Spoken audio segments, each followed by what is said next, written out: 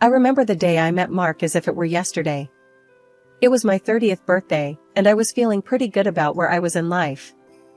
I worked as a project manager at a tech firm, a job I loved, not just for the work, but for the people I worked with.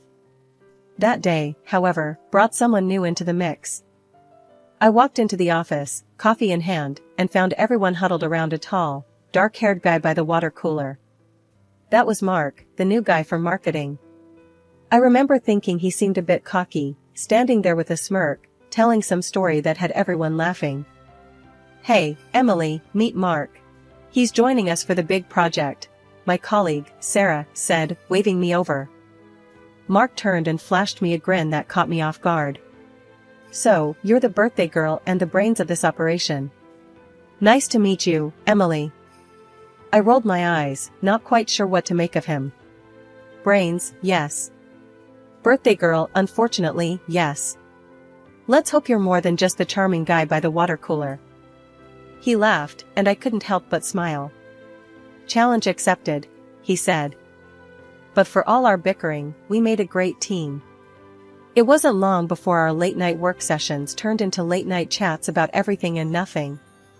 Mark had a way of making me laugh, even when the stress was piling on. One evening, as we were wrapping up, he stopped and looked at me, a serious look on his face. "You know, Emily, I've worked at a lot of places, but there's something about this team, about you, that's different. It feels like home."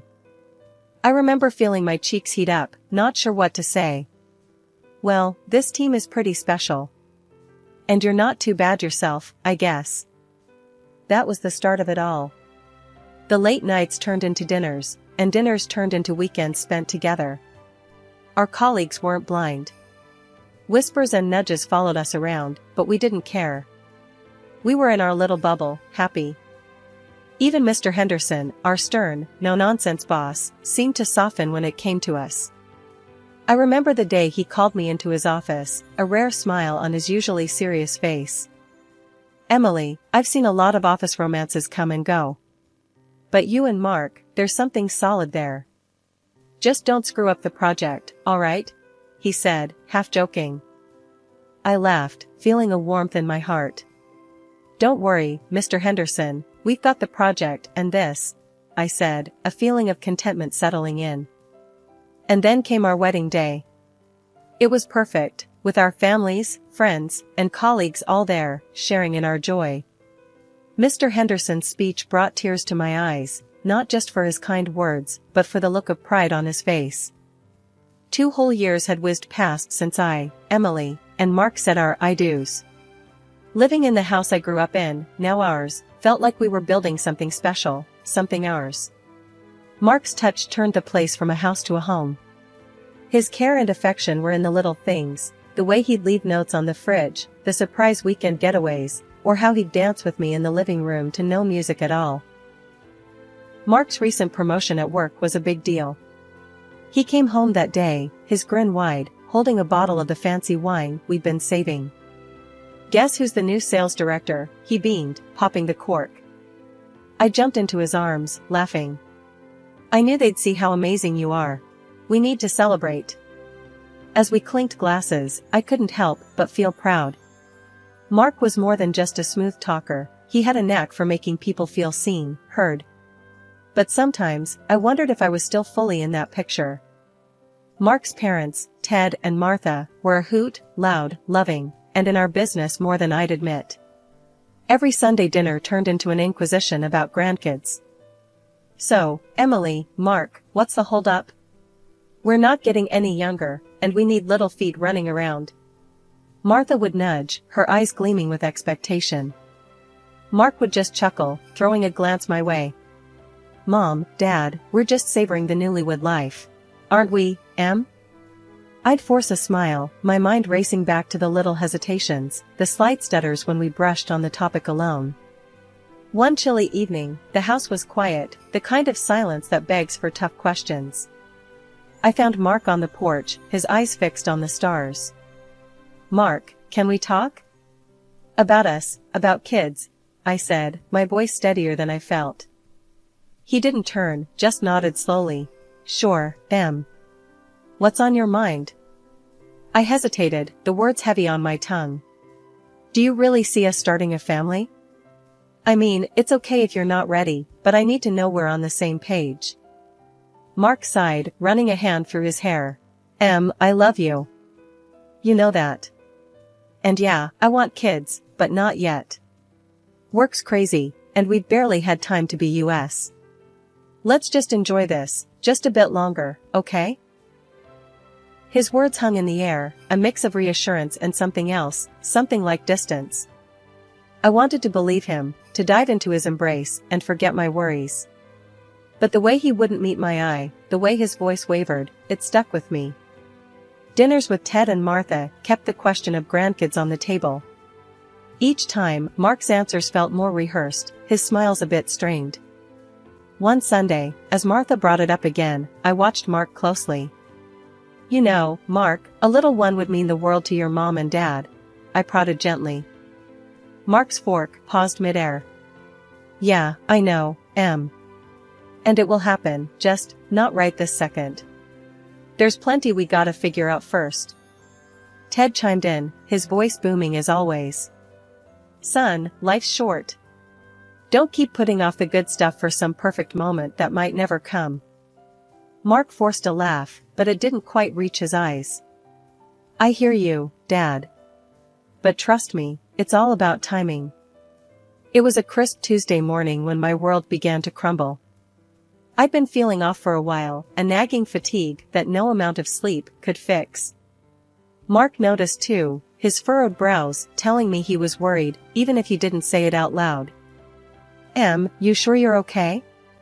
You've been looking kinda pale, Mark said one morning as we shared a quiet breakfast. I tried to brush it off with a weak smile. Just a bit run down, I guess. Nothing a good day's rest won't fix. But the rest didn't help, and deep down, I knew something wasn't right. The day I finally decided to see the doctor, I could feel Mark's tension, his usually steady hands fumbling with the car keys. The clinic was cold and sterile, a stark contrast to the warmth of our home. Sitting there, waiting for test results, every second felt like an eternity. When the doctor finally called us in, his face was somber, his words a heavy blow. Emily, the tests have come back, and I'm afraid it's leukemia. The room spun. Leukemia? How could that be? I looked at Mark, expecting him to be my rock, but instead, I saw him stagger, his face the color of the whitewashed walls. Doc, there's gotta be some mistake. Em's strong, she's healthy. This can't be right. Mark stammered, his voice barely a whisper. The doctor's eyes were kind but firm.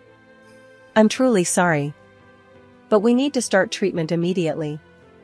Time is crucial here. The ride home was silent, the air thick with unsaid fears and unshed tears. Mark was there, but his presence felt distant, like he was retreating into a shell I couldn't penetrate. The following weeks were a blur of hospital rooms, 4 drips, and the constant beeping of machines.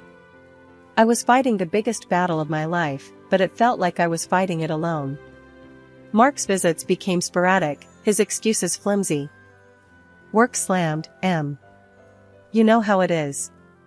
But I'm here for you, always. He'd say, his gaze drifting to the clock more often than my eyes.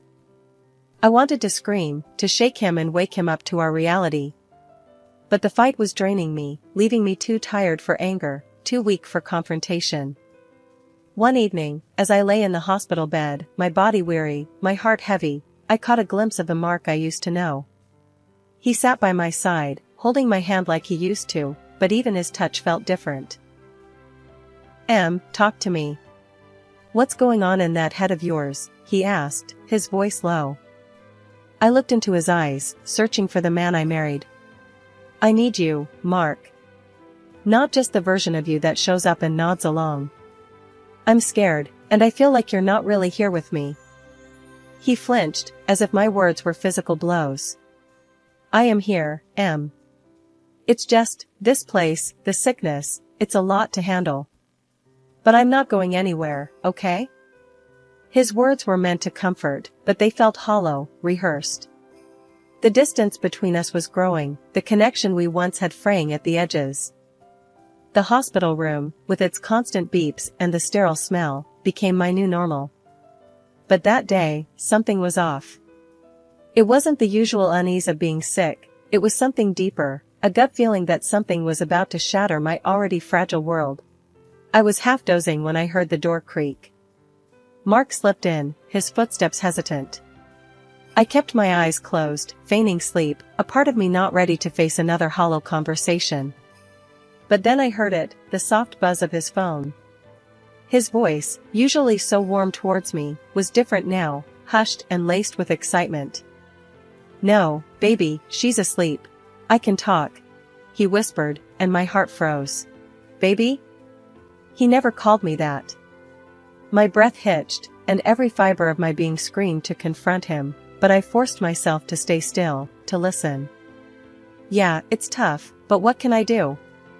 Just waiting for this whole mess to be over," he continued, and I felt a sting in my chest. This whole mess? Was that what our life, our love, had been reduced to? I heard a soft laugh from him, one that used to be reserved for our inside jokes. "Oh, the inheritance? Yeah, it's all sorted. The house, the savings, it'll all be mine soon enough. Just gotta play the part a bit longer." Tears welled up in my eyes. The man I loved, the man I trusted with every piece of me, was plotting his future on my demise. I was nothing more than an obstacle in his path, a mess to clean up. The pain of the betrayal was sharper than any needle, any treatment I had endured. "But babe, let's not talk about that now. Tell me what you're wearing," he murmured, and that's when I felt it, the rage, burning through the fog of medication and despair. I wanted to leap up, to scream, to make him see the monster he had become. But my body was weak, my voice a mere shadow of its former self. All I could do was lie there, tears streaming silently, as I listened to the man I had vowed to spend my life with, weaving plans that didn't just exclude me, they relied on my death. After what felt like an eternity, he ended the call, planting a cold kiss on my forehead. "Sleep tight, Em. I'll see you tomorrow," he said, the deceit dripping from each word. The door clicked shut, and I was alone again, truly alone. The room felt colder, the walls closing in. I was stuck in a nightmare, and the one person who was supposed to be my partner, my protector, was the one holding the knife to my heart. The morning after that chilling discovery, I knew I had to act fast. My first call was to Mike, my lawyer, who'd always been more of a family friend than just a suit with a briefcase. "Mike, it's Emily. I need you here, pronto. We gotta change my will," I said, my voice firm, leaving no room for questions. He didn't hesitate. "I'm on it, Em. I'll be there today. We'll sort everything out." When Mike arrived, he didn't waste time with pleasantries. "All right, Emily, let's make sure everything you've worked for goes where you want it. No details needed, I trust you. Just tell me what you need." I laid out my wishes, ensuring Mark wouldn't see a dime of what I'd built. It was more than just securing my assets, it was taking back control. In the following days, I played my part well. Whenever Mark visited, I'd close my eyes, feigning sleep, but under my blanket, my phone was recording every word he said. His voice, once filled with love, was now dripping with anticipation for a life without me, talking to his mistress about how they'd splash my hard-earned cash. The act was almost perfect until the day Dr. Adams came with a heavy heart. "Emily, I won't sugarcoat it. Without a bone marrow match, we're looking at a few months at best." I braced myself for Mark's reaction, but what I saw was a tiny, fleeting smirk that he masked quickly with a shocked expression. That's terrible, document. "Are you sure there's no other option?" he said, his voice oozing fake concern. It was a performance worthy of an award, but I'd seen behind the curtain, and the show meant nothing to me now. Just a couple of days later, Mark's true colors shone through even more. "Babe, work's calling. Big project, out of state. I gotta leave for a month," he said, not a hint of hesitation in his voice. I looked at him, my heart hard as stone. "Sure, Mark. Business is business, right? Have a good trip, I replied, my voice steady, giving nothing away. He left with a quick peck on the cheek, a gesture so empty it might as well have been a handshake. But as the door shut behind him, I felt a surge of strength. He was playing his game, but I was making moves too. With Mark out of the picture, the hospital room felt less like a cage and more like a quiet space for battle. It was just me, the nurses with their silent nods of encouragement, and Dr. Adams, whose steady presence was a beacon of hope in the sterile sea of white. Then, one bright morning, Dr. Adams burst in with a grin that stretched ear to ear. "Emily, you're not going to believe this. We found a match. A bone marrow donor. It's a chance, a real chance at a new start." The words hit me like a ray of sunlight in the dark. "Are you for real, Doc?" That's something else." He nodded, his eyes twinkling with a mix of professionalism and genuine joy. "It's as real as it gets, Emily. We've got to move fast, prep you for the transplant. It's not going to be easy, but you're a fighter. I've seen it." That news was the turning point. It wasn't just a thread of hope, it was a lifeline, pulling me back from the edge. But it wasn't just my health on the line. It was my entire life, a life that Mark had tried to steal away, piece by piece. The eve of the transplant, I lay there, the beeping monitors, now a familiar chorus in the background. The road ahead was scary, sure, but each step felt like a step away from Mark's shadow, towards a life that was truly mine. Out of nowhere, my phone buzzed, Mark's name flashing on the screen, a reminder of the life I was leaving behind. "Hey, Em. How's it going? Just wanted to check in." His voice, once a source of comfort, now felt like a distant echo. "Just the usual, Mark. Battling on while you're off playing businessman," I replied, my voice sharp, leaving no room for his fake sympathy. There was a pause, a crack in his polished facade. I'm doing this for us, for our future. Just hang tight, okay?" I almost snorted. "Sure, Mark. You do what you have to. I'm doing what I need to do here." The call was short, his words empty. But I was no longer the Emily he thought he knew. I was stronger, ready to face the battle head-on. The day of the transplant dawned, a mix of anxiety and determination. The nurses were my quiet army, their words of encouragement my shield against the fear. "You're the bravest person we know, Emily. You've got this," they said, their hands firm and reassuring. I nodded, feeling a newfound resolve. "Thanks. I'm not just fighting for my life anymore. I'm fighting for the life I deserve." As the meds kicked in, drawing me into darkness, my last thought was clear. I was turning the page, stepping into a future where I was not just a survivor, but a conqueror. The operation was a blur of lights and distant voices, but when I woke up, the world seemed different. The air felt lighter, my breath easier. Dr. Adams's smile said it all before his words did. "Emily, it's a success. You're on the mend." The news was a quiet victory, a moment so profound yet so personal. I chose to keep it close, a secret not ready to be shared. Not with Mark, not with his parents, not with anyone. This journey was mine, each step a testament to my will to survive, to thrive. The hospital room was silent, the air thick with the weight of unspoken words and hidden truths. It had been a month since Mark left for his so-called business trip, a month of solitude, of healing, and of planning. When he finally returned, there was no rush to my bedside, no urgency in his step. That's when I knew it was time to play my final card. I picked up the phone, my heart pounding, but my voice weak and trembling. "Mark, it's time. I need to see you. I want to say goodbye and read my will," I whispered into the receiver, my words heavy with feigned sorrow. He was there faster than I expected, his eyes scanning the room, looking for the dying wife he expected to find. I lay there, frail and pale, a perfect picture of defeat. But inside, I was anything but defeated. As he approached with a forced look of concern, I murmured, "Mark, there are others coming. Witnesses for the will." His face dropped, confusion and fear mingling in his eyes. "Witnesses? What are you talking about, Em? The door opened, and in walked Ted and Martha, their faces etched with worry, followed by Mr. Henderson, his brow furrowed in a mix of concern and curiosity. Mark's voice trembled, betraying his composure. Mom, Dad, Mr. Henderson, why are you here? Ignoring his question, I reached for the remote, my fingers steady, my resolve unwavering. The room fell into a hushed silence as I pressed play, and Mark's own words began to fill the space, each syllable a nail in the coffin of the life he had so carefully constructed.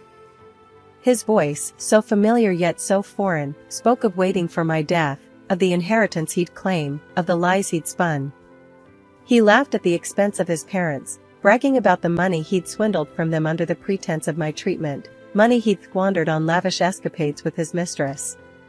He boasted about the funds he'd taken from Mr. Henderson, all while planning a future that banked on my demise. The recording ended, and the room was engulfed in a stunned silence. Ted's face was red with rage, his hands clenched into fists. You're nothing but a snake. We raised you without denying you anything, and this is how you repay us. Martha's tears flowed freely, her sobs a testament to the heartbreak of a mother betrayed. Mr. Henderson stood, his expression steely, the disappointment in his eyes more piercing than words could ever be. Mark, I trusted you, supported you. You've not only lost your job, but expect a legal battle. You'll answer for every single penny. Mark's facade crumbled, his pleas for forgiveness, his attempts at justification, falling on deaf ears. Please, it wasn't like that. I didn't mean. He stammered, but his words were lost, drowned in the sea of his own deceit. As the guards entered to escort him away, his cries and promises echoed hollowly against the walls of the room. The truth was laid bare, and the consequences were his alone to bear. The divorce papers had been filed, a clean cut from a man who turned out to be a stranger. I want him out, Mike. Out of my life, and out of my finances. He's not getting a dime, I said with a newfound assertiveness, my lawyer nodding in agreement. He won't, Emily. I'll make sure of that. We'll hit him with everything we've got. Treason doesn't pay, Mike assured me, his words a solid promise. Ted and Martha, once in-laws now turned allies, had made their stance clear. He's no son of ours, not anymore. We raised a boy, but somewhere along the way, he turned into a monster. Ted's voice was stern, a mixture of anger and disappointment. Martha, her eyes still tinged with the hurt of betrayal, added, We're with you, Emily. All the way. He fooled us all, but no more. Your family, and we protect our own. Mr. Henderson, my ever-supportive boss, was a pillar of strength. Emily, the moment you're ready, your job's waiting. And as for Mark, consider him gone. The company's already pressing charges for fraud. He'll pay for every penny he stole, and then some. Mark's downfall was as swift as it was complete. Fired from his job, his reputation in tatters, he was left to face the consequences of his actions alone. His mistress, the woman he'd pinned his hopes and dreams on, turned her back the moment his pockets turned empty. A fitting end for a man who thought he could have it all by stepping over others. As for me, I lay there, the pieces of my broken life slowly coming back together. The wounds were still fresh, but healing, a testament to the battles I'd faced and won. The road to recovery was long, but with each passing day, my strength returned, a silent nod to the resilience that had carried me through the storm. Emily, you're a fighter. Always have been. Mr. Henderson's words echoed in my mind, a reminder of the journey ahead. The company needs you, but more importantly, you need to take this time to heal, to rebuild. We'll be here, whenever you're ready. I smiled, the gesture no longer foreign, but a sign of the peace I'd found. I'll be back, Mr. Henderson. When I do, it'll be a fresh start, a new chapter. The room was quiet as I closed my eyes, the soft hum of the hospital a reminder of where I'd been and where I was heading. The journey had been harrowing, a test of will and strength. But as I lay there, a survivor of deceit and betrayal, I knew this was not the end of my story, but the start of something new. A chapter of healing, of justice, and of unwavering determination. The final act was over, but my story, my journey, was just beginning.